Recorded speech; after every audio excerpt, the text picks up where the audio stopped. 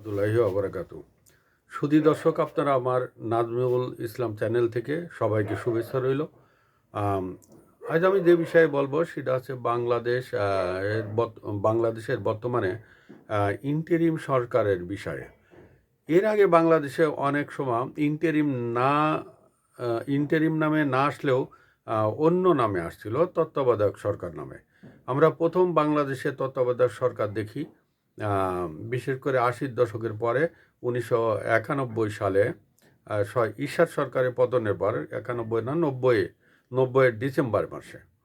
এবং তিনি অনলি ৩টা বছর আমাদের বাংলাদেশে ছিলেন এই সরকার হিসেবে।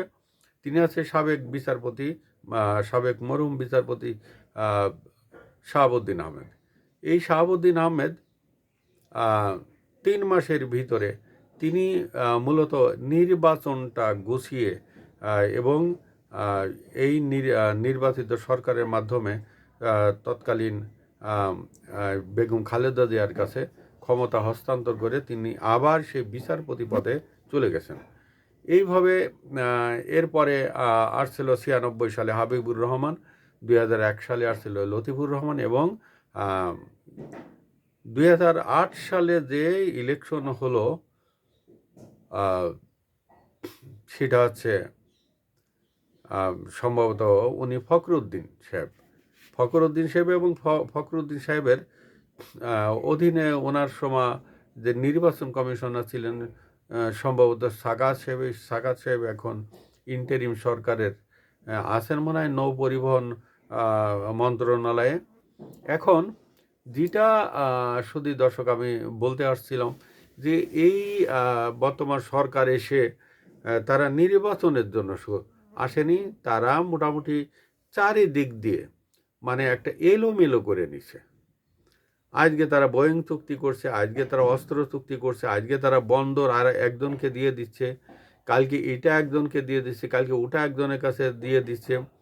মানে এই আছে অবস্থা। মানে কি বলবো, মানে এটা বলার কোনো ভাষা নেই।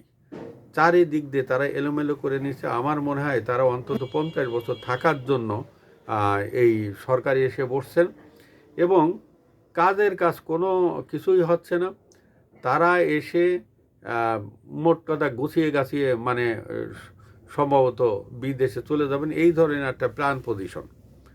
মানে মেয়ে যখন বাবার বাড়ি আছে নতুন বিয়ে হলে তারপরে বাবার বাড়ি আসে এটা ওটা গুছাই গাছাই নিয়ে কানবো আর বানবো, তারপর চলে যাবে। বর্তমান সরকারের অবস্থা এরকম। আমাদের যে বৈদেশিক ঋণগুলো আছে সেটা দেওয়ার কোনো খবর নেই।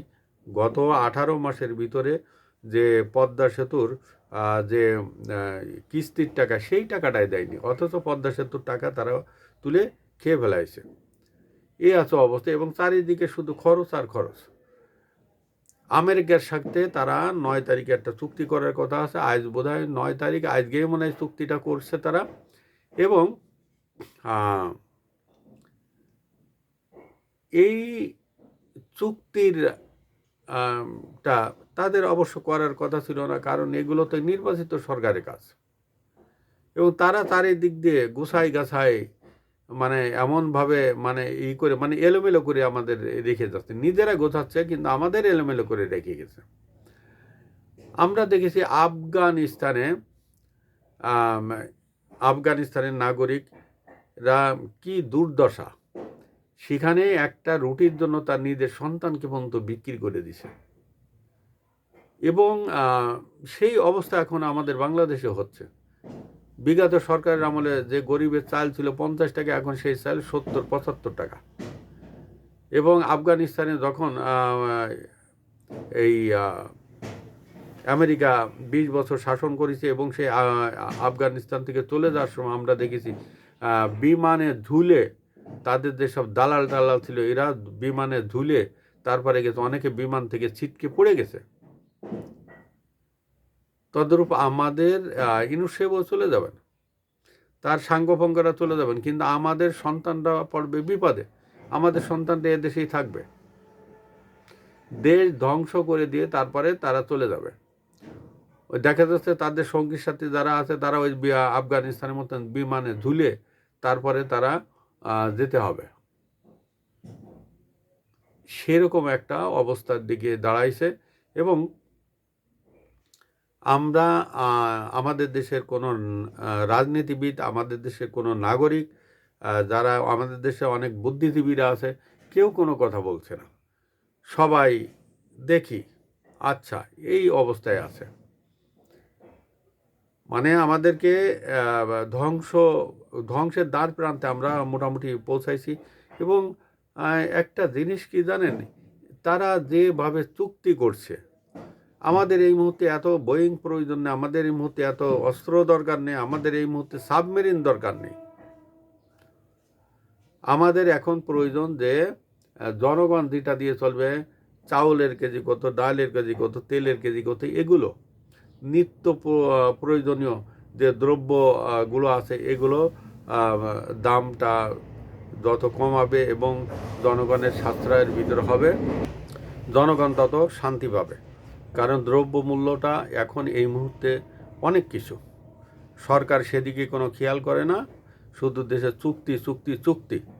এই আমেরিকার সাথে চুক্তি করার জন্য মানে পাগল হয়ে গেছে। আমরা দেখি যে ঢাকা না দিল্লি, ঢাকা না দিল্লি, ঢাকা ঢাকা।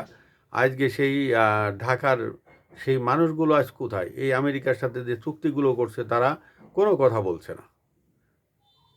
সুধী দর্শক, আসসালামু আলাইকুম ওয়া রাহমাতুল্লাহি ওয়া বারাকাতুহু।